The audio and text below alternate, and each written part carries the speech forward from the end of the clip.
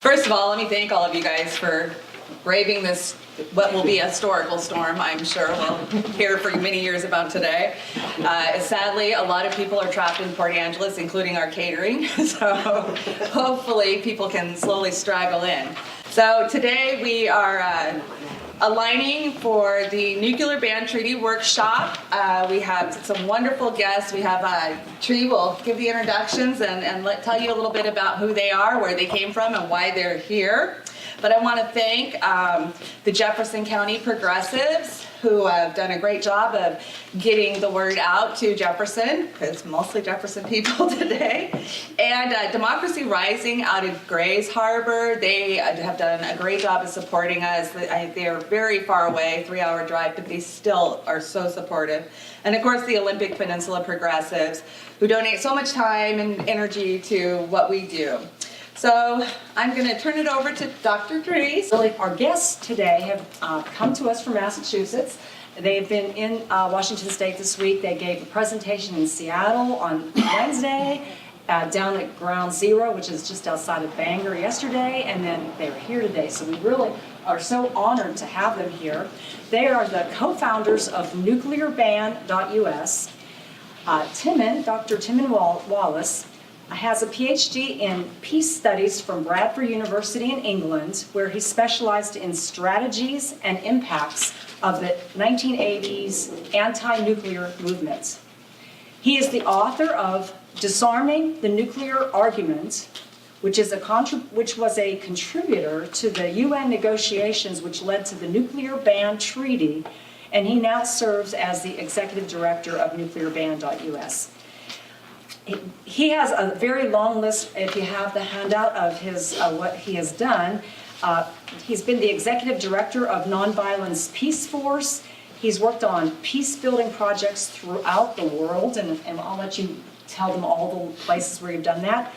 He's been the editor of Peace News, the director of the National Peace Council, the international secretary of Peace Brigades International, the training manager for International Alert, the program manager for Quakers in Britain, and the founder and director of PeaceWorks UK. So he has a wealth of information and experience on this issue, and so we were really quite fortunate to have you here, as well as Vicki. Now, Vicki Elson, who is the other co-founder of Nuclear Ban, her background is a childbirth educator and doula who is now devoting her life to the campaign for a world without nuclear weapons.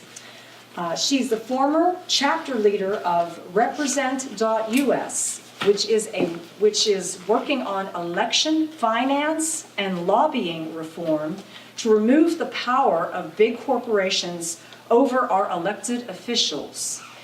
So, isn't that something? And she serves as the creative director of NuclearBan.us, and she is also the executive director of TreatyAwareness.us. For 35 years, Vicki has worked as a childbirth educator, a filmmaker, and labor support doula. It is also a chapter, she was the chapter leader of the Represent Us. So in July of 2017, she had a life-changing opportunity to witness the UN negotiations for the Treaty on the Prohibition of Nuclear Weapons. She had the opportunity to watch as a room full of ambassadors broke their own rules. And the rules are, I suppose, I've heard about, you're not supposed to clap and you're not supposed to hug. But when that happened, they broke the rules when the treaty was agreed upon. So now she is spreading the message of total abolition to communities across the United States. She thinks that it is even a more important way to help babies and families to live happy lives. She also writes little songs to inspire citizen action. So needless to say, we are very honored and privileged to have you here today. Welcome, and we look forward to hearing your presentation.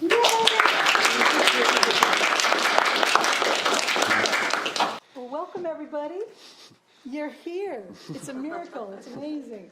Nothing tonight is going quite the way we expected it to. And, you know, having spent all those years doing labor support, I'm really good at going with the flow, and I'm sure you all are too. So welcome, welcome. So my first question for you is, what brought you here tonight, and what do you want to get out of the evening? Just anybody want to share something about that?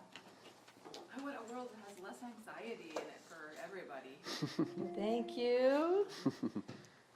We want ideas on how to best approach our elected officials, and if you found any strategy successful across the country. I know you've given presentations across the country, and if you've heard any ideas on how we can engage our elected officials, we'd love to hear that. Got it. How Okay. do we take this information and share it with our families, friends, and communities? Yeah.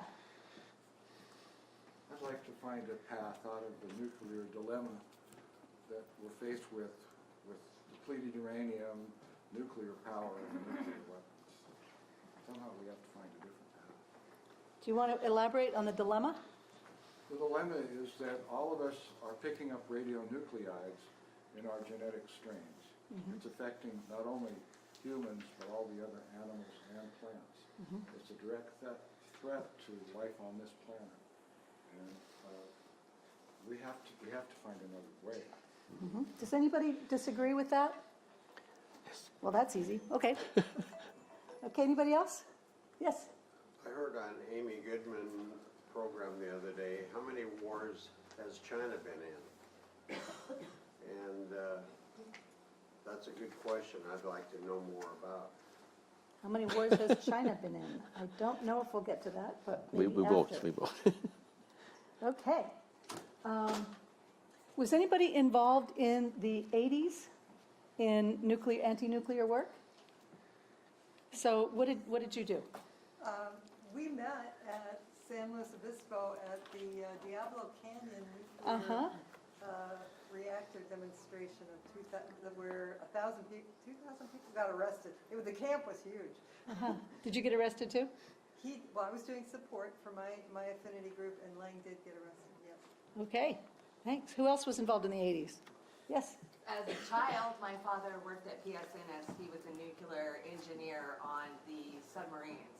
So I always heard from my father, you know, the shutdowns, what was going on when they were working on them. And of course, we had the infamous white trains that came through our town.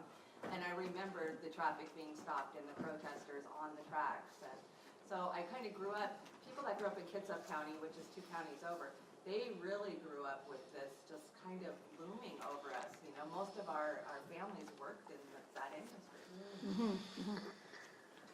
I was a student of Dr. Jesse Chang at Seattle Pacific, and he was really a leader in the anti-nuclear war, and so basically I just was following what he was doing, supporting getting his book out into the bookstore.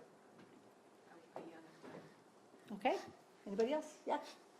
I lived in Pennsylvania when the 3 Mile Island happened. Okay. It was very scary. Yeah. And I grew up near Hanford, the largest, most contaminated site in the Western Hemisphere. I was involved with in some small fashion, with the atmospheric test ban that hundreds of thousands of people signed, asking Congress to enact that ban. Thank you. First, I'd like everybody to speak up because many of us are hearing impaired. Okay. I can't hear Doug. I couldn't hear Celeste. And some people forgot their hearing aids. I was part of a group in Mendocino that fought the Point Arena nuclear power plant that they wanted to place on the San Andreas Fault. And we were successful. And I still have the stapler that we used to staple together materials, and I've used it in all the years since. Your lucky stapler. Yes, can we use it for our stuff too? Sure. Yay, great. well, I was in England at the time, and I went to. Has anybody here heard of Greenham Common, which was a peace camp outside the cruise missile base in England? And I was a student at Aberdeen University, and I heard that there was a peace camp, and I thought I got to be part of that. It was before mobile phones, before internet. Not all the details got through to Aberdeen, so I spent 3 days hitchhiking all the way to Greenham Common and found out that it was only for women. So anyway, they sent me to another camp, and I spent 7 years there camping outside a cruise missile base and working on the campaigns there. And when the INF Treaty was signed in 1987. And I saw them build a base, I saw them bring in the nuclear missiles, and I saw them taking them out, like almost the next day. And the Russians came, I don't know if you know, but the Russians, the Soviets at that time had, part of the treaty was that they had inspectors on, Soviets coming over and inspecting to see the removal of these missiles and vice versa.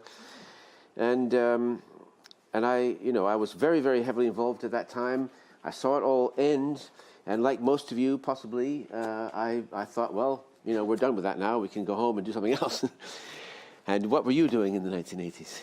Well, in the 1980s, I was a mom of little kids, and I was working very, very hard not to think about nuclear weapons. I would tuck my kids in at night, and I would kiss them probably a few too many times. I think it might have annoyed them, because I was afraid there might not be a morning the next day. So on the advice of my therapist, I worked very hard to think about it even less. And then I realized that, looking back, like we were in all kinds of danger in the 80s, and we are in all kinds of danger now. It's as dangerous now as it's ever been. I think my therapist should have paid me because I was focused on the reality. How many of you have seen the film The Man Who Saved the World? Has anybody seen it? Oh, it's so good. Well, no, there's a new one. There's more than one man who saved the world. Yeah, but there's two. there's one from 1983, Stanislav Petrov, who was a commander in the Soviet radar system. They got a message in 1983 that there were incoming missiles, and he was responsible for alerting the commanders to fire back. And World War III could have happened at that very night. And he said, he just didn't trust the radars, and he lied to his commander. He got into a lot of trouble, but he stopped. He wouldn't let them fire back, and he saved us. And there was more than one incident just in the 1980s. And so we know now how close we were to a nuclear war, and it was saved as much by Stanislav Petrov as by all the peace movements all around the world that were rising up and saying, we've got to stop this nonsense. And we're now in a situation where it's still there. All the nonsense is still there. They got rid of a lot of the weapons. Unfortunately, they got rid of the small ones that were too dangerous to have lying around, and they got rid of the biggest ones that were too dangerous to fit on top of the warheads, on top of the missiles. And but we've still got. Well, who's done the quiz? How many nuclear weapons have we got at the moment? I figured 15,000. 15, yeah, roughly 15. Roughly 15. How many countries is that, or what? That's 9 countries. So I was involved back then, and then I got a job just about 4 or 5 years ago, working for Quakers in England, and they said, "Okay, you got to go work on nuclear disarmament." And I said, "What?" I thought we'd done that. I thought we got rid of those, and I found out we didn't. And I've been working since then to try to help people be more aware of what's happening. I've written a book, but I've already sold them all. So if you want to get the book, it's called "Disarming the Nuclear Argument." I think there's an order form at the back of your sheet. Some there. of you have the packet with the order form on the back, and some of you don't. So we can dig around and find where the extra packets are hidden in the room. Because this is the last night of a very long, very busy tour of talks, and we're starting to run out of stuff, which is good because it won't all fit in our suitcase anyway to get home. So we'll help you find that if you need it. So when I was in, Is this it? Is this what you yes. want? Oh, okay. Let's just do that. Okay. So, I want to show you something beautiful. Okay. This is beautiful, right? This is your home. Okay. I want to show you something else beautiful. This one? Yeah. That one. That is the moment that the 2017 Treaty on the Prohibition of Nuclear Weapons was agreed by 122 countries at the United Nations. This is Elaine White Gomez from Costa Rica, who was the leader of these negotiations. She did a fantastic job. And as you mentioned in the introduction, they didn't follow their rules. They're always shushing each other in the UN, you know, but they went nuts. They were all taking selfies and jumping up and down. It was like the room just erupted in joy. They had been working on this for 73 years, since the UN was founded, okay? And this is the furthest we've gotten. So that moved me tremendously. I was on my 4th date with a new guy who took me to the UN to witness history. It was so much better than dinner and a movie. Okay, so I married the guy.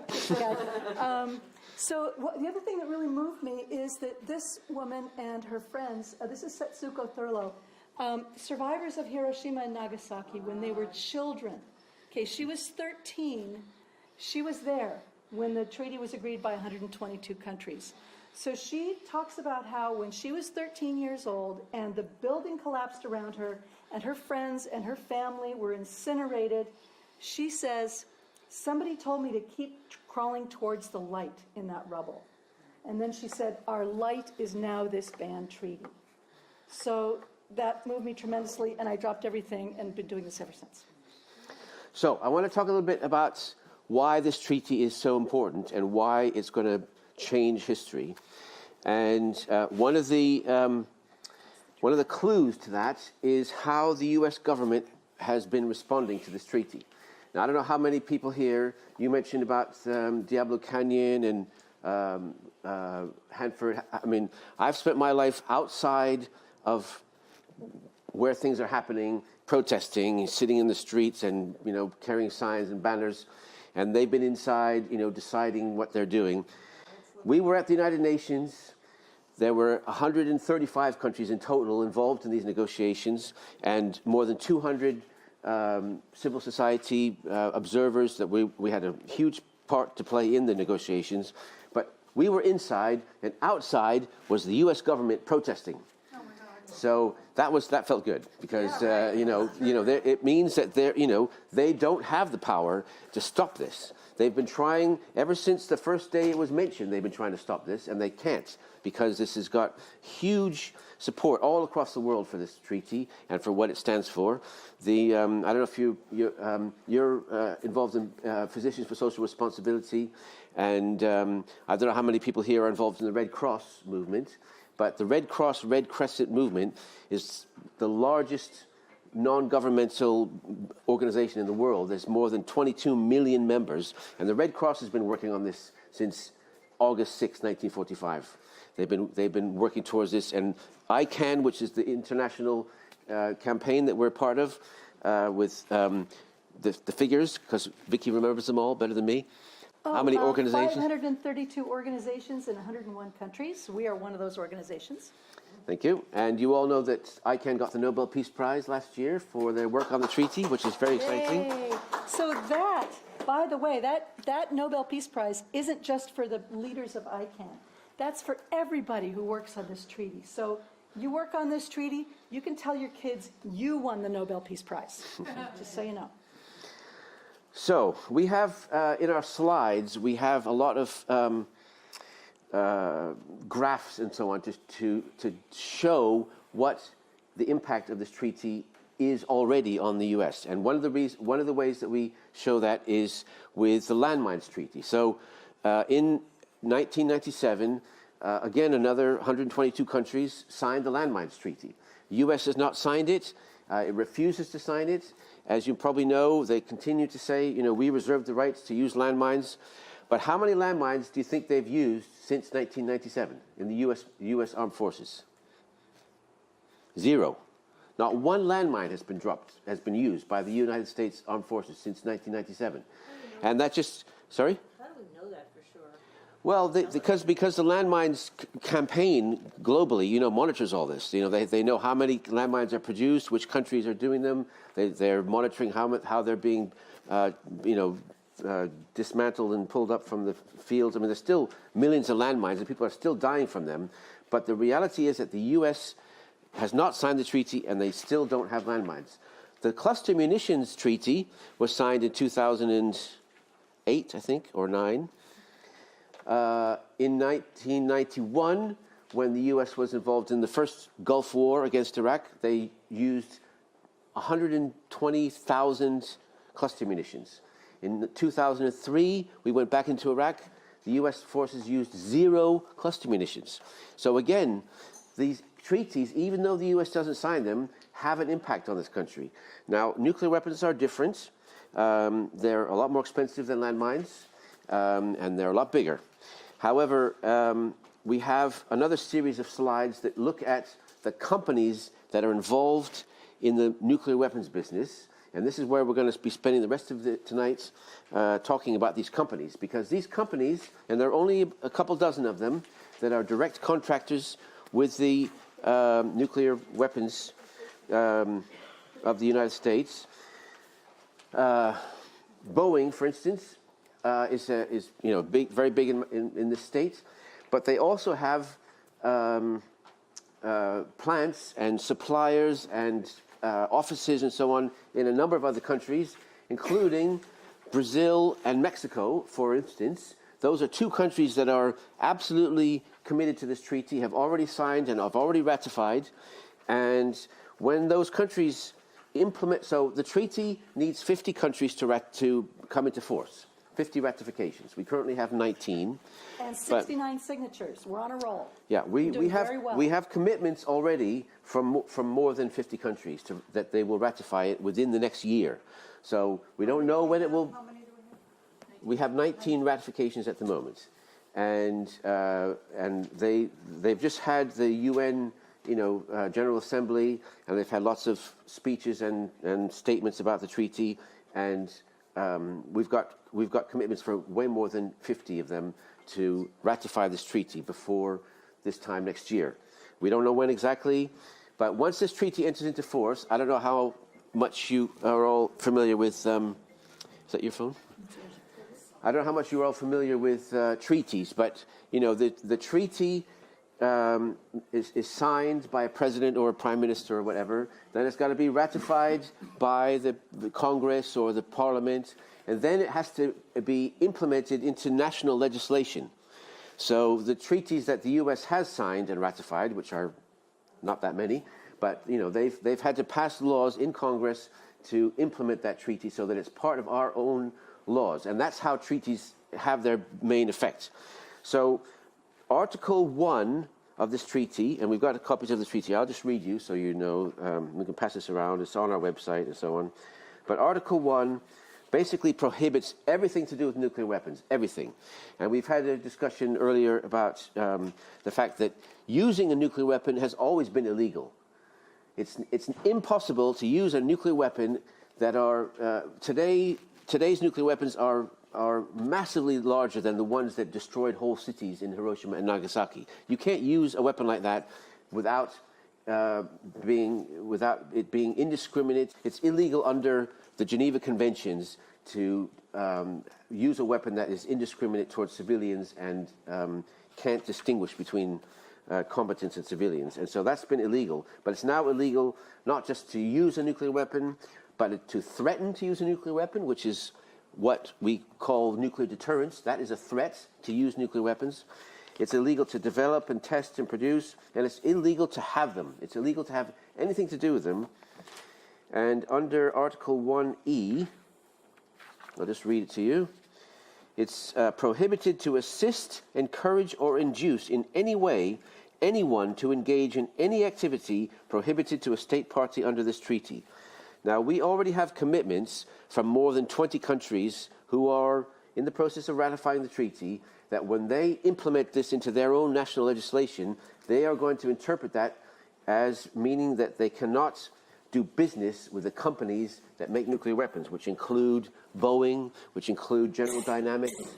It includes not just doing business, but investments, allowing these companies to operate in these cities, in these countries. Is this the complete list here, or just a partial list? That's I'll explain a bit more, but that's basically the list, yeah.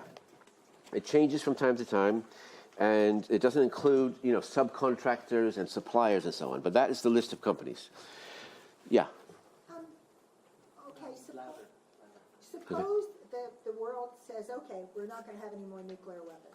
That's it, we're done. What are we gonna do with them? We will dismantle them as, I mean, at the height of the Cold War in 1983, there were more than 60,000 nuclear weapons. There are now 15,000. So 45,000 nuclear weapons have already been dismantled. It's not a technical difficulty to dismantle the weapons. It's a problem to get rid of the radioactive material, and that's something that's got to be addressed. There are ways of doing it, and there are ways of monitoring and verifying that people have done it, but that's a separate thing which we'll come on to.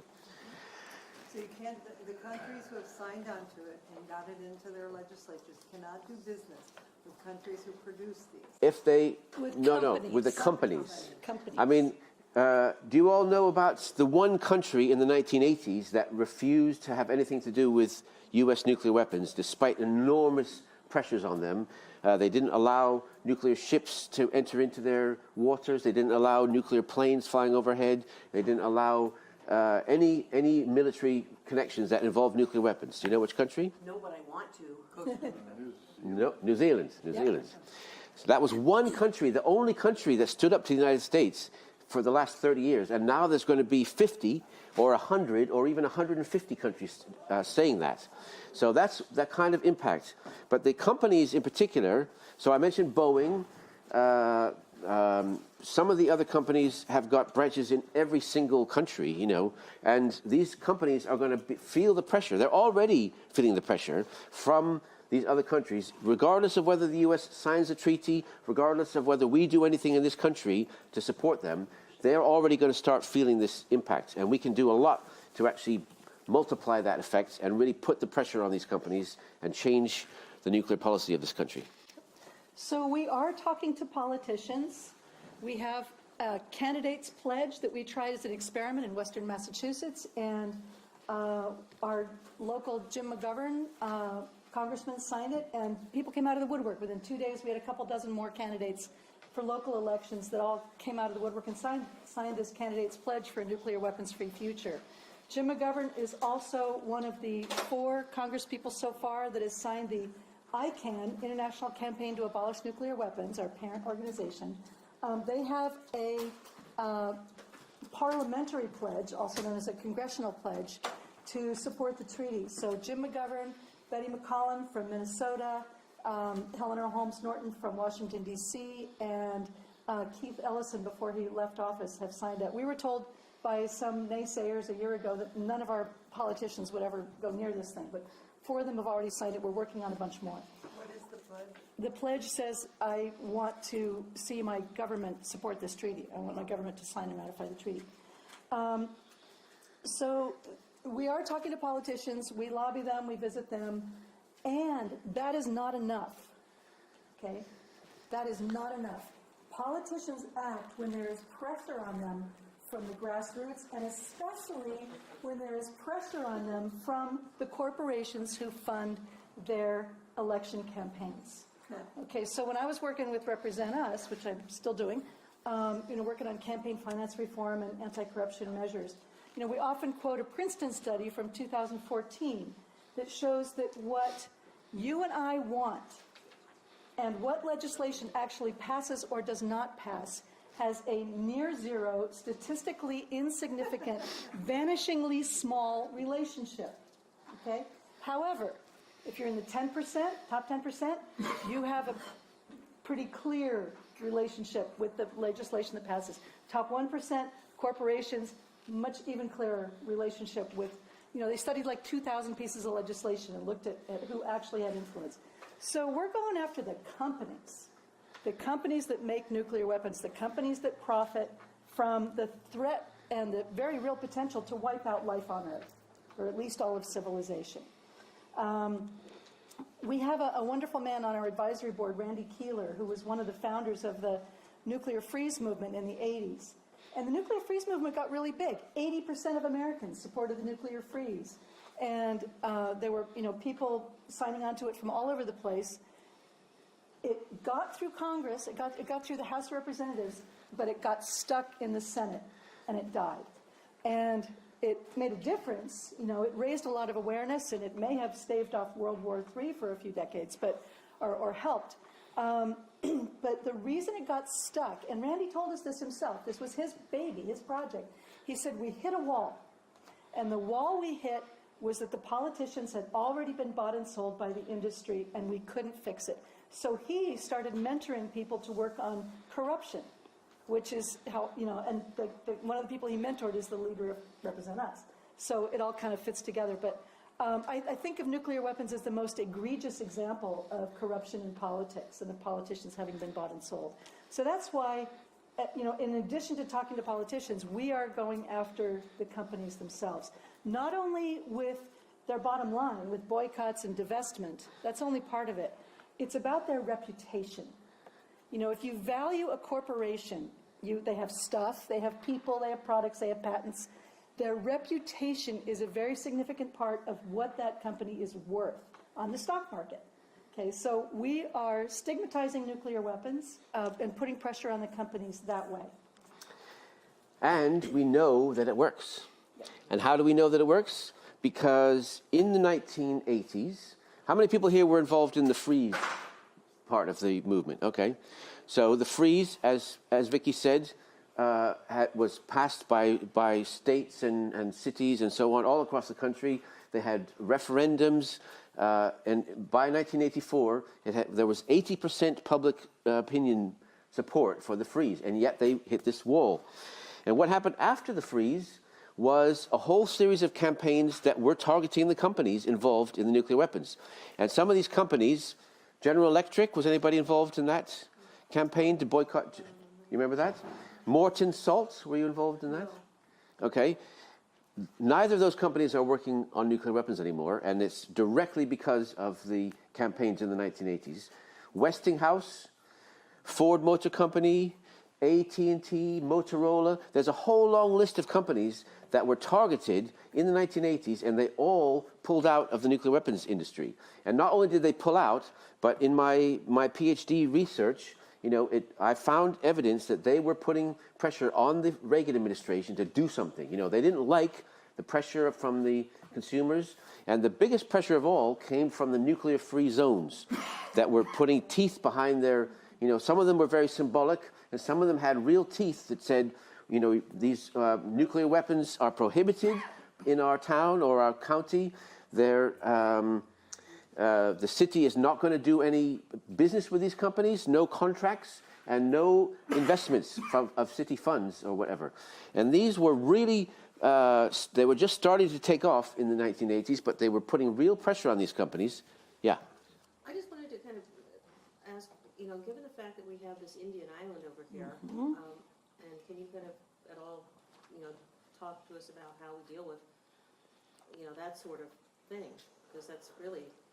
We're talking about how do we get this country to change from, you know, gung-ho nuclear weapons to getting rid of them.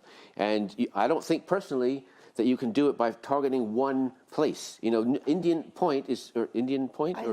Island is part of the whole structure of this country. And we already have, and we'll talk about, you know, what we've done so far with cities and even with states like California. But ultimately, the pressure has got to come through the companies to put pressure on the Congress, and from us, you know, but there's got to be pressure on the Congress to say, we have got to stop this, and on the candidates running for president in 2020. And that's how we're going to do it. We're not going to, you know, it's in my view anyway, putting all our efforts into particularly local things. We can do it with, you know, saying, you know, we don't want nuclear weapons in our city or our state, but the cities and states only have control over these companies. They don't have control over the U.S. military or the U.S. you know, federal facilities. And so we're, you know, one of the things in this treaty is that states commit, countries commit to doing what is within their jurisdiction or control. And we use that phrase with every other government entity here. So, for instance, Oakland, California, in the 1980s, anybody know about Oakland? They passed a nuclear-free resolution, very strong one, and they were taken to court by the federal government because they said, you can't tell the federal government what to do about Oakland Port. And they lost. I mean, Oakland lost the case. The federal government threw out their nuclear-free zone. So it looks kind of discouraging, but Oakland, being Oakland, just rewrote their nuclear-free zone, and they put in a clause saying, this doesn't apply to the Port of Oakland, which belongs to the federal government. And they've had that nuclear-free zone ordinance in place ever since then, and it's stood up to legal challenges, and it's been enforced, and it's the way that we're trying to get other cities and states to do is to do what they can within their jurisdiction, but to put real pressure on these companies, because it's the companies that we have direct influence over, and they can. I mean, we've got to change the whole. Focus where we put our energy. Is that what you're saying? Well, I mean, we've got to do whatever we can do. Everybody's got to do what they can do. But the reality is that expecting Congress right now or the president, to do what needs to be done is unrealistic. We get called the naive ones, but it's kind of naive to think that we can carry on with this forever, and it's naive to think that we can do it through the existing channels that haven't worked so far. I mean, as I said, we had 80% of public opinion on our side, and that we didn't get there. So do you have a list of the corporate partners? Or Yeah, Yes, we do. we do. Yeah. So as I said, I'm running low on handouts. So some of you have, there's 3 handouts. One is the quiz, one is just a yellow flyer, and one is a packet of things stapled together. If you... There's some more feel maybe free in the back there. To pirate them from other people's stacks. So not everybody has all 3. Also, these booklets here all have the list of the 24 companies in them. So feel free, help yourselves to these. It's right in the middle of each packet. This one's for individuals. This one's for towns and cities. This one's for businesses. This one's for hospitals and clinics. A lot of the nuclear weapons companies also make medical equipment. Isn't that interesting? For hospitals. We'll talk about a dilemma, right? This one's for financial institutions, banks, and investment firms and stuff. And we have more booklets, too, that we've run out of for different entities. But anyway, if you need the list of the companies, they're in good shape. So we'll keep going, but if you got questions, we can. Clarifying question. Yeah. Just get my mind straight on. So, as I understand what you're saying, a change in focus on where we might be have been putting our energy and pressure, it might come out of trying to get our politicians directly to support anti-nuclear measures and go into divestment from asking our cities for, like I did today with our City of Port Townsend input for the city, the questionnaire gang, I hope everybody filled that out. And I said, please divest from fossil fuels, nuclear energy, and nuclear weapons. Divest our city. We have $51 million budget next year. Where does that money just sit somewhere? I mean, so it is a struggle for our community because of the tremendous involvement with Boeing. But I still feel like most of the people feel the need to go forward with this. So is that where you're saying we should pressure our governments to divest? To divest and boycott and prohibit. Okay. Yeah. In alliance with the treaty. Yeah. So this is the key. The treaty legitimizes asking the governments to do that. Divest, boycott, and prohibit activities within your jurisdiction and control, in accordance with the Treaty on the Prohibition of Nuclear Weapons, and I think that's it. Well, there's I mean, that's the main. The treaty's here. We're running out of everything. We got a few of these, but it's all on our website. It's all on our website. Nuclearban.us, and we had another question. Everything's there. I was just going to ask whether you had any guidance or thoughts on encouraging individuals or investment companies to divest as well. Yeah, we're going to talk about this. We're going to talk about all this in a second. So our whole campaign is about how we, as individuals, as faith communities, as businesses, as towns and cities, can comply with this treaty the way people have stepped up and said we're going to comply with the Paris Climate Accords.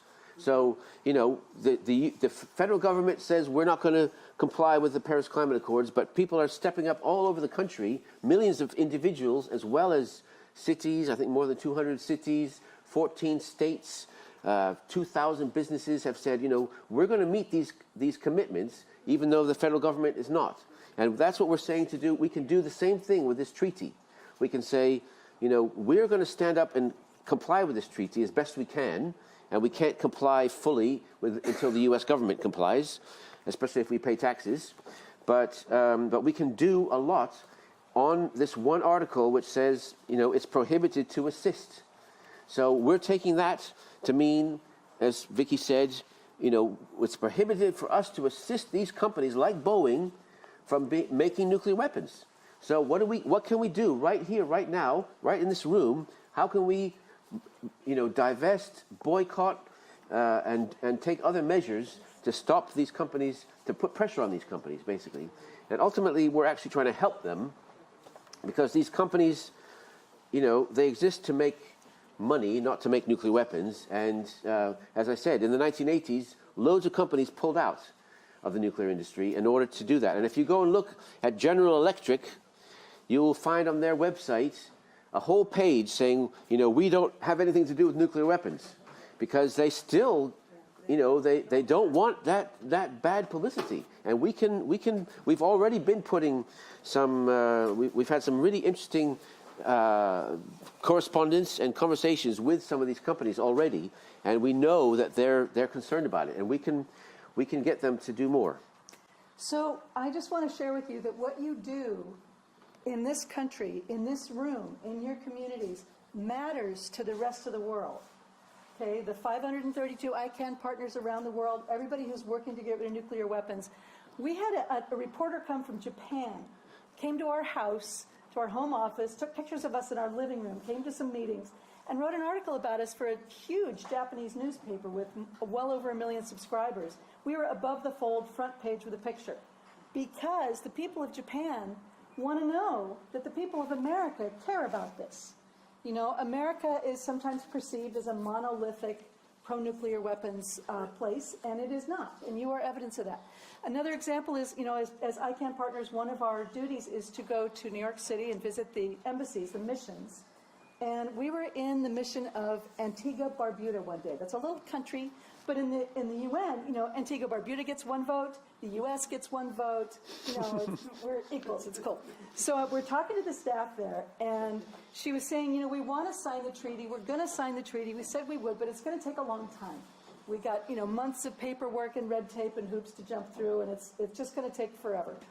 And then we started telling her about our campaign here in the United States and how citizens here are taking the bull by the horns and taking action themselves at the grassroots level. And I watched her face change. I watched the solidarity light bulb go off, and she said, you know what? I think I'm going to light some fires under some people today. And they have since signed the treaty, and we take full credit for that. So, yay!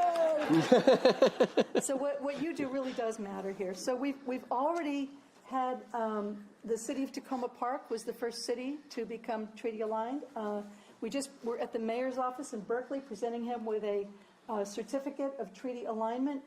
Berkeley's had a very good nuclear-free zone for a long time, and they added new legislation recently that adds the divestment and boycott, the teeth to the thing. We are going to be meeting with Yale in January about divesting their $25 billion endowment, if they haven't already, and making it public and being a role model for other institutions. We're going to be working on Stanford. My granddaughter made her high school treaty aligned in her freshman year. I'm very proud of that. All they did was they just, the whole student body went, yeah, of course, and they went to their financial people and they said, do we have any connections with this industry? Do we buy anything from them? Do we have any investments in them? They didn't.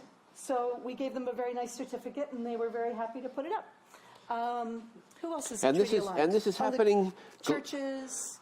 Yeah, the Presbyterian Church. Have we got any Presbyterians here? Nope. Okay. Well, Quakers? Some Quakers. Yep. Quakers are working on it. The Presbyterian Church of the U.S. Passed a resolution in the summer calling on all their members across the country to comply with this treaty. But I was going to say, we've got support outside of the U.S. working on this that's is also very important. The 2 of the 5 largest pension funds in the world have divested from nuclear weapons in the last year, from Norway and the Netherlands. Deutsche Bank has divested, and other banks in Belgium and the Netherlands. And this is a global movement that we're part of. And it's putting pressure on these companies, as I said, and it is going to make a difference. It's when you see the maps and you see the countries that we're talking about, and you look at the countries that these companies are operating in, you can see very clearly that they're going to be affected. So let's do why don't you explain the process, Okay. and then we'll have a break for the food. Okay, so as we said, nothing tonight went kind of the way we expected, and that's fine, and you're here, and we're so glad to see all of you. We have an activity we do in our workshops where we have a letter to Darius Adamczyk. Oh, here we go. Hold up, Darius. Okay. Darius Adamczyk only makes $8.5 million a year as the president of Honeywell. Honeywell is one of our main target companies because they're the one that you are most likely to have encountered in your life. If you have an Arctic Cat snowmobile, anybody? Or if you have a Cessna or Beechcraft private airplane, anybody? Okay. That might have helped you get past the traffic tonight. Those are Textron products. So that's one company some people interact with as just regular people. But Honeywell, pretty much everybody has a Honeywell thermostat. Okay, so we're going to list a few of the things they make. Fans, heaters, thermostats, ceiling fans, air conditioners, humidifiers, air purifiers, security cameras, safes, door locks, water alarms, door chimes, LED light bulbs, generators, air filters, eye protection, and muck boots. Muck boots are in here. Muck boots. What can I say? We are not asking you to tear your Honeywell thermostats out of your wall. Okay, we don't want you to get cold. We are asking, if you want to write to Darius and say, I am a Honeywell customer, if you are, because that makes you more powerful, right, as a person writing to this guy. I'm a Honeywell customer. I am not going to buy any more Honeywell products until you stop making nuclear weapons. I love your doorbells. I love your thermostats. They're great. But I'm not buying any more until you stop making nuclear weapons. And we're doing, similar things with the other companies. But Honeywell is the one that we really like to do in our workshops because it's so easy. So we have this letter, and we have people add their own comments to it and mail it to Darius. But somehow, all the other copies I have of this letter vanished. So I'm going to tell you what the letter says, and I'm going to give you, if you want, everything we do is optional, but I have stamped envelopes, and I have pens, and you can write his address on the envelope, and then go home and write your letter. And you can find some of the things that you might like to say on our website. Would somebody like to pass out envelopes and pens? You can do a picture of it and send it to everybody. Oh, yes, of course you can. Yeah. Well, it's on our Great website. idea. It's on our website as well. But that's a great idea. Yeah, Okay. yeah. So Linda is going to take a picture of the letter. And I will give, and the address is on it, but if you want to address your envelope right now, just so you can feel like you've done something concrete, I'll tell you the address. So his name is there, Darius Adamczyk. Spell it. Adamczyzyk.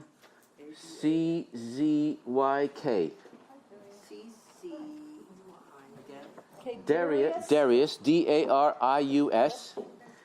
Adamczyk, Adamczyzyk.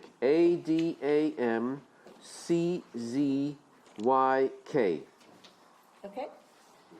His And- address is Darius Adamczyk, CEO, Honeywell International. Do you need a pen? No? Doesn't this feel real and like you're really doing something? Yes. Okay. Honeywell International, 101 Columbia Road.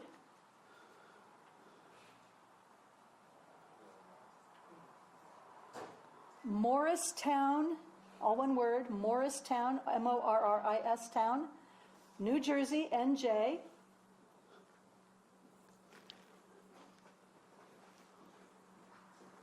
Oh 07960. And it's Honeywell. International.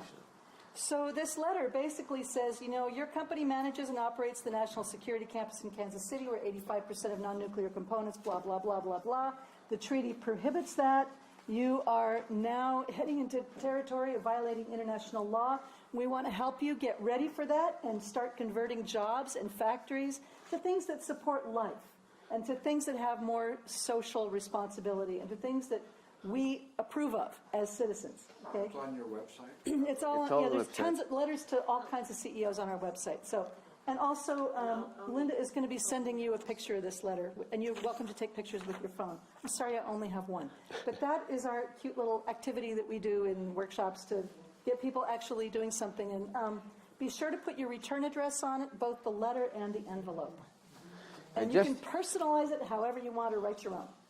And before we go for the food, just to give you an idea of what kind of effect that has, we have been writing letters to Darius from all over the country, and we've had quite a lot of correspondence, not with him directly, but with the vice president in charge of legal affairs at Honeywell, because they're concerned, as soon as you say international law, they pass it on to their legal affairs department.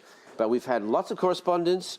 People have had real letters back, and you can reply and keep the conversation going as long as you feel like it, until you finally say, well, we're not going to support Honeywell until you get out of the nuclear weapons business. We had a workshop. One of the other companies that was invested in nuclear weapons last year was AAA Automobile Association. Oh my gosh. How many people here are members of AAA? Well, you'll be glad to know they're off the list. And last year they were on the list, and one of our participants in the workshop wrote to the CEO of AAA on a Saturday afternoon. She got a reply from the CEO on Saturday night, the same day, saying we don't have that investment anymore. Now, it wasn't because of her, but it shows you how much they care about what people think about their investments. So these letters are worth sending. Yeah. So are you doing anything in regard to world marches where we march in the cities like we do in other areas? I'm not quite sure what Direct action, you mean? Yeah. Nonviolent direct action? Right.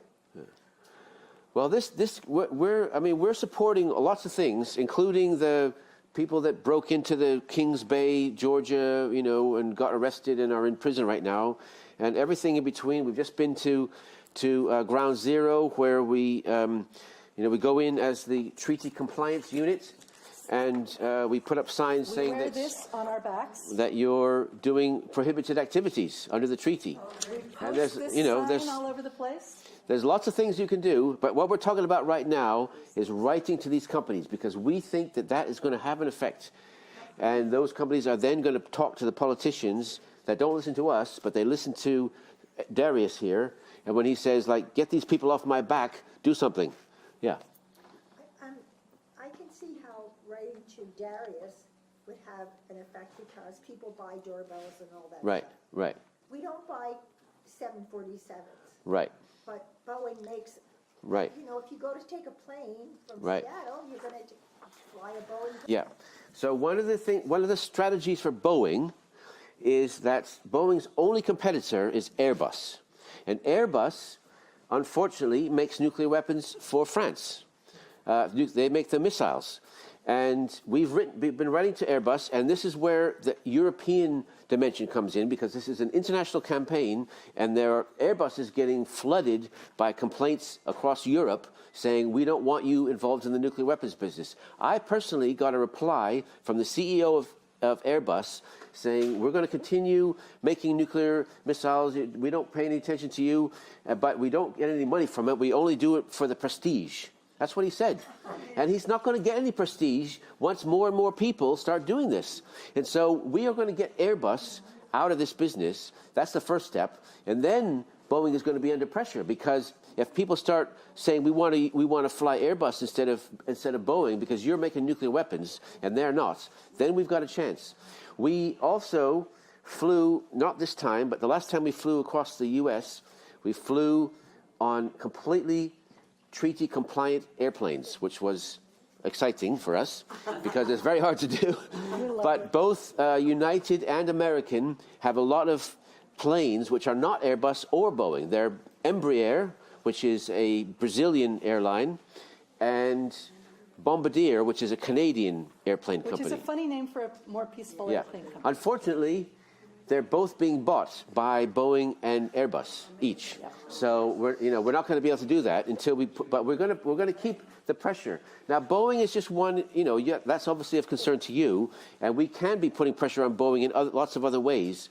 But most of these other companies are not, some of them like Lockheed Martin, get 70% of their income from nuclear weapons, and it's going to be very, very hard to get them. Most of these companies, however, have got a very broad spread of products and services that are not for consumers like us, but they are for cities and hospitals and other institutions that we can really put pressure on. What's the percentage in Boeing of nuclear weapons? That's a good question. I have that information, but not in my head, sorry. If you go on our website, you can get lots of information about these companies. So I'm going to ask something similar. Do you know Okay. off the top of your head how Bechtel stands up? In terms of What percentage of their business is nuclear weapons?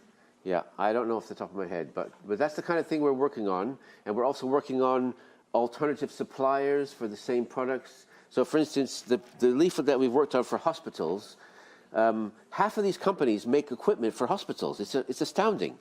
And there's lots of other suppliers. And so we're going to doctors and we're going to clinics, and we've got a meeting with our local hospital to say, we want you to stop buying from these companies and buy from these companies. On your website, do you get into the specifics of what these companies are making? Yes. We might have a toehold with our hospital commissioners. Well, we're still working on the hospital part, but we have all the information about what the nuclear part of it is. And we've got information about Honeywell because that's the main one. But we're still working, and if anybody's got any spare capacity, we're all volunteers. We're welcoming researchers among other volunteers. We're trying to get this information as best we can and put it out there for people. So we can use your help if you got any. But in the meantime, I think it's time to break and have some food. All right. Hi, everybody. Welcome back. I just want to say that one of the most important parts of making the world better is feeding the activists. And you have done a stellar job. That was delicious. Thank you. Thanks for the cooks. Yeah, thank you. Yeah. Thank you. Okay, so we're ready to summarize a bit what we've been talking about and to then get you signed up. Does that sound all right? How many people here have a mobile phone, cell phone? Okay, so I don't want you to do it right now because you'll get distracted, but you can go to nuclearban.us on your phone or your computer or in the library or whatever, and you can sign up to our website. We've got 3 steps to treaty alignment. We're calling it alignment when you've done whatever you can do to comply with this treaty and move on to supporting it in other ways that we're going to talk about. So if you are committed to making the effort to comply with this treaty, then raise your hand. Are you willing to make that commitment? Okay. We need your names and your zip code on this sign-up sheet so that we can put you on our map. Has anybody been to our website, nuclearban.us? Not yet. Did you see it? There's a map on there, and we've got, it's still early days, but we're going to fill that map up all across the country. One of the targets we have are the nuclear-free zones, of which there are several around here, and there are over 200 across the country, and they've already made these commitments. And cities that have signed the Mayors for Peace, I don't know if any of your towns around here have signed on to that, but that's another commitment that's already been made. And then there's all the towns and businesses and states that have signed on to the Paris Climate Agreement, and we're also targeting them. So we've already got a really broad base of support in theory, and we just have to turn that from the theory into reality. And we will already be putting enormous pressure on these companies and changing the way that our politicians are thinking about it. So if you've decided you're willing to do this, you've already completed step 1. So congratulations. Yay! So can we you want to pass that around, or is that not going to work? I don't think so. I think everybody said that everybody's in, right? Are you happy to have your name on have we got your zip codes to put it Yep, on? that's all here. Okay. So is everybody okay? Anybody not okay with that? Please let us know, either now or later. Okay. Okay. Step 2. Step 2 is the hard one. Okay, that is where you have to decide if your work, your money, and your things have been are disconnected as far as you can from the nuclear weapons industry. So first of all, your work. Now, I don't want to embarrass anybody here, but does anybody work for Boeing or for any of the other companies on that list? Textron, General Dynamics? Nope. So if you don't work for any of these companies, then you are already ahead, okay? The second thing is your money. Does anybody here know for sure that they don't have any investments in any of these companies? Okay, good. Does anybody know for sure that they do? Or otherwise, are you not sure? You need to check. Okay, so most people, if you have investments, you need to check because, you know, Vicky can tell you her experience. You know, even though you think your investments are socially responsible, they're not always.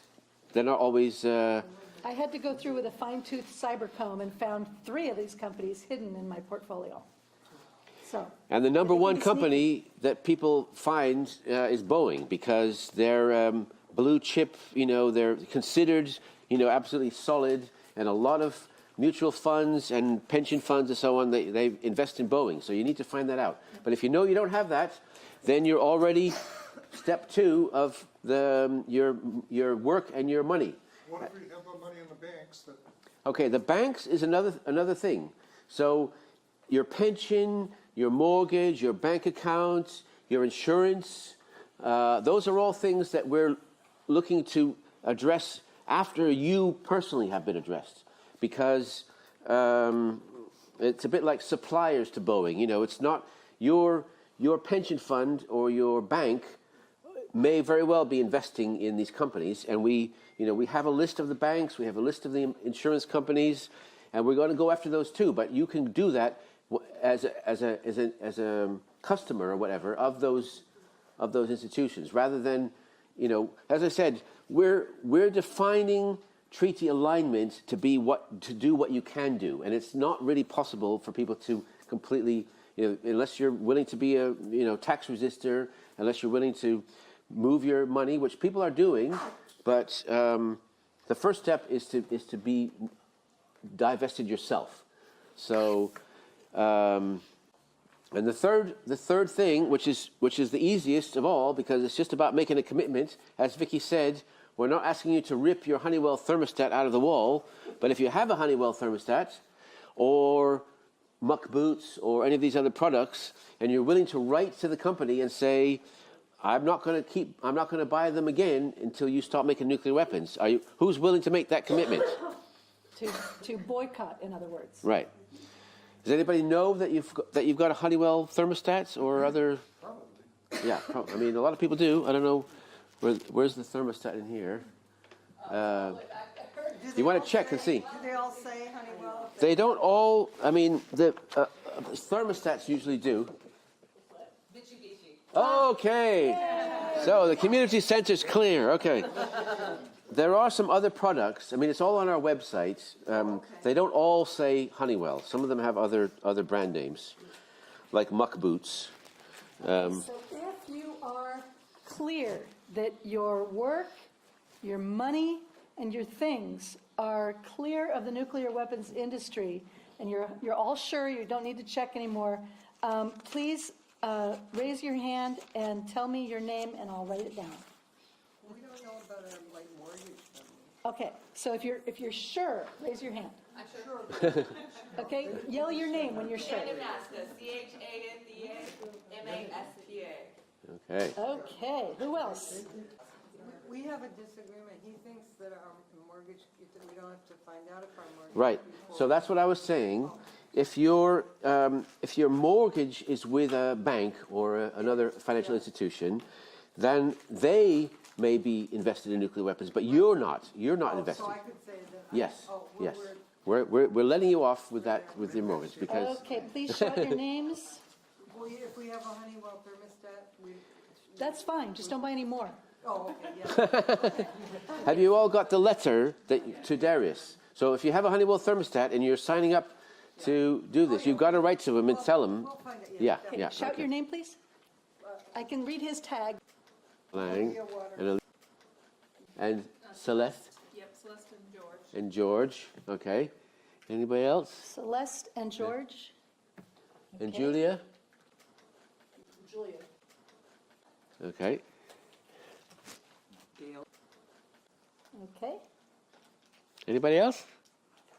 Not yet. Okay. Well, you Okay, can go onto great. our website and go through the process. And if you need to check with your financial advisor, or if you need some help with that, we've got all kinds of tools. And you can come back and finish the process, and you can be treaty aligned later. It's actually really fun to work through the process online, and then get your friends to do it too. So we have these signs that look like this. They say, "I'm getting rid of nuclear weapons, ask me how." This is our mentor, Frances Crowe. She's 99. If you ask her, how many times have you been arrested for peace demonstrating, Frances? She says, well, not enough. She's kind of our hero, so that's a little picture of her. So do you want to take a selfie of yourself with this sign and put it on your social media or your Facebook or your fridge? Send it to your friends or on your refrigerator? Who wants to get a picture taken with their sign? Yeah, Will okay. you, Pat, come get these because I'm plugged So into if you just hold it up here, I'll take a picture. Okay. Or you can take it on your phone. If you have your own phone, then okay. Okay, so the last thing we're going to do is find out what people want to do next. Okay, so it sounds like a lot of people here are into becoming treaty aligned themselves or already are. Congratulations, yay! Yay! So the next question is, where do you want to take it next? You could just take it to your best friend and have them be treaty aligned. You could take it to your book club and get them all signed up. Again, walk them through the website process, it's easy. You could take it to your faith community. Our Quaker meeting, for example, is treaty aligned. You can take it to your school, your college, your daycare center, your workplace, especially if you work at Boeing. Wouldn't that be cool? You can take it to your health club, any organization that you're part of, or any neighborhood. You can take it to your city. You can take it to your state. Now, I wanted to mention that the state of California has just passed legislation that supports the treaty. They have a way to go before they shut down the University of California system from working on nuclear weapons and before they divest and boycott. But they have. This is really, we didn't expect this. This is huge, and the world is paying attention. California has passed legislation in support of the treaty. They're embracing the treaty, so that's very exciting. So you can work on this on any level, from individual to state. So what I would love to hear from you is one thing that you want to do beyond your own good self. Where do you want to take it next? Therese, you want to start? She's eating. Tree, excuse me. We've been trying to connect with Peninsula College. So we've talked about maybe having an event there to raise awareness. So I think that would be a sort of a good place to try to reach out to folks at Peninsula College. Great. Does anybody want to work with Tree on that? Peninsula College. In Port Angeles. Fantastic. Thank you. That's great. Yeah. So far, Hampshire College is the only one that we know for sure is treaty aligned. And we're about to give them a certificate. It's for hamsters? It's for hamsters, yes. Yeah, they are actually, the people that go to Hampshire College are actually called hamsters. You're right. Okay, so somebody else, Aaliyah. Well, today I wrote to the city asking them to embrace a nuclear weapons ban. So it'll be a great, easy follow-up for me and hopefully other Port Townsend folks to go together there and approach the city on their investments, I think is where we would probably. That is magnificent. So is anybody else interested in doing that with me on the city? Port Townsend, we got some people here. Great. Okay, shout your And names Doug. out. And Doug. Your names down before we leave. So Linda and Doug and Trish, Trish. all the names are gonna be on the Yes. email that you get. Yeah, but I just Okay. want to make sure. Yeah. So, I mean, you will have their emails on that, the picture of that letter. So Linda, Doug, Trish, and Aaliyah are working on the city of Port Townsend. That is very exciting. And Lang. Oh, fantastic. You might as well include the county. Oh, sure. That's another big step, and, you know, I just have to start with what I can do. Do you Yep. want to Yeah. do the county, and we'll. Okay, so what do other people want to do? Yes. Well, there's KSER radio out of Everett, and then there's a local station in Port Townsend. And I'd like to personally go there and talk to them. Okay, start your name, please. John? John, thank you. Radio stations. Excellent. So there are 2 radio stations, right? That's too bad, they're all over the US. Okay, and it was KSER? Okay, what's the other one called? I'm not sure. KPTZ? KPTZ? KPTZ. Yeah, I'll work on that, on the KPTZ. Cool. I'll work on Everett. Okay. Oh, wonderful. Okay. Who else?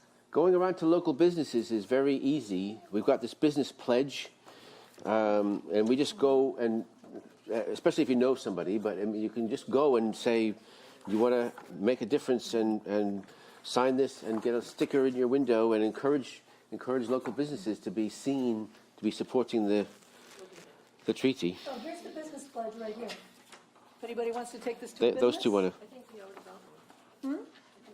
No, I know I don't think one. Yeah, we'll do that. You'll do businesses? We'll do some of that. Tell you what, I have 3 of these left. Want to find 3 businesses? I'm going to send you 3 stickers to put in the 3 windows. Only 3? That's all You I can have have- left, but it's easy They're to on our website. You can download them. It's just all I have left on paper.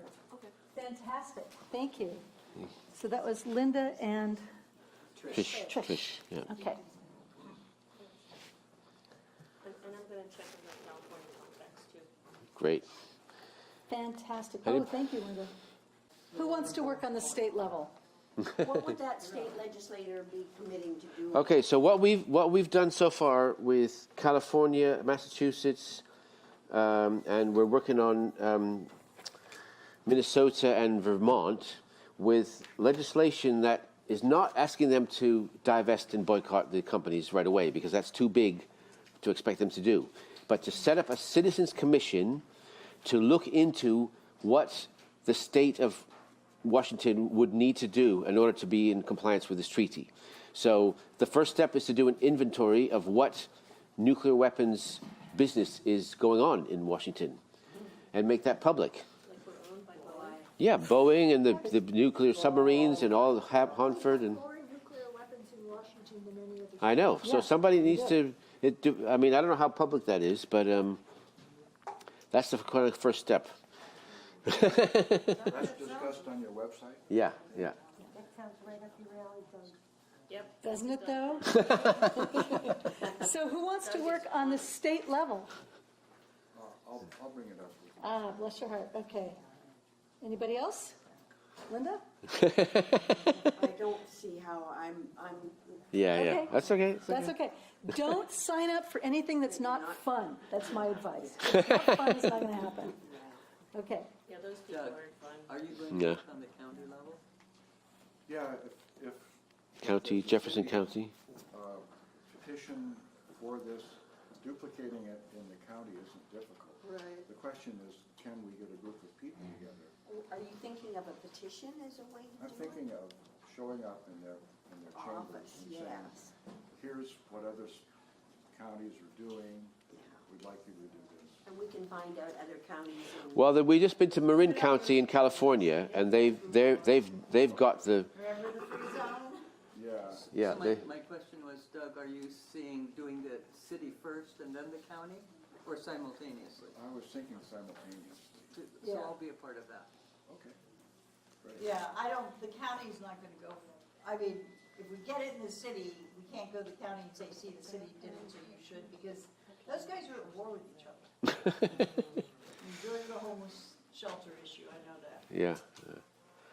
And we can stay in touch, because we'll be working on the city and that, so we'll be in touch. Okay, so I'm counting Aaliyah, Linda, and Doug on the county. Oh, I'm sorry. I'm just Aaliyah, in the city. I was city. And collaborate with them. Okay, so who's working on county? Doug and, Well, Doug has an army behind him, we just don't see them. I'm a librarian, I'm thinking about, Ah. I'm talking to WLA. I'm a member of the Social Responsibility Roundtable of the American Library Association. oh, wow. So I don't know what can be done about, I could talk to them and see about getting word out. Right. Well, the libraries, any library or any collection of libraries could be treaty aligned. Great, thank you. And you are Celeste. Cool. There is a group of which I am not a part, but there's an Indivisible in town. Yep. Yep. Well, remind them that if they care about global warming, they need to also care about nuclear winter. I'll do it. Because I don't have the wardrobe for either one of those things. I'll just contact the environmental group. Thank you, Aaliyah. Yay, you guys are awesome. She said with a smile. You didn't have anything else to do, Leah. I didn't eat today because I was too busy. Oh. And then I got here and they didn't have any vegetarian. Well, you guys are all fantastic. I mean, we're doing. And the more we get this going, the more momentum there will be, and the more other people will join in. And you know, we're just starting out on this, and it's fantastic to have, you know, Gardner and Port Townsend and whatever, you know, whatever you are here, Jefferson County. You know, it's great. It's great. And just remember, just because the power's out, you are not powerless. Right. The other county. The summary. The treaty on the prohibition of nuclear weapons is the game-changing good news we have been waiting for. Okay? But we all have to comply with it like people have complied with the Paris Climate Accords without waiting for the federal government to do the right thing. How do we comply with it? We don't assist the companies that make nuclear weapons in any way. We divest, we boycott, we prohibit their activities as much as we can under our own jurisdiction and control. We also ask politicians to support the treaty with the ICANN Parliamentary Pledge, with the Candidates Pledge, with having their, whatever's under their jurisdiction, do the divestment and boycotting. But we don't wait for politicians, because we could wait for a long time. Okay? It's just not enough. So we do this ourselves. We spread the word. We keep bringing it to larger and larger entities. And, the good news about this campaign is that what you do is actually finite. This is not an infinite thing that you got to do for the next 10 years. You do a couple of things, and you've done a lot, and you're done. And then maybe you mention it at cocktail parties once in a while, and maybe somebody else picks it up. That's it. So it's a little more than signing a petition, but it's a lot less than turning over your entire life to it. So, we're really, really grateful that you're here. You're clearly an amazing bunch of people, and it's an honor and a privilege to hang out with you. And we are really happy to meet every single person in this room who is a winner of the Nobel Peace Prize. Yay! Thank you. Thank you very much. Really appreciate your shot in the air. I love it. There's hope, there's hope. The whole world is signing a treaty to say nuclear weapons are going away. Yay!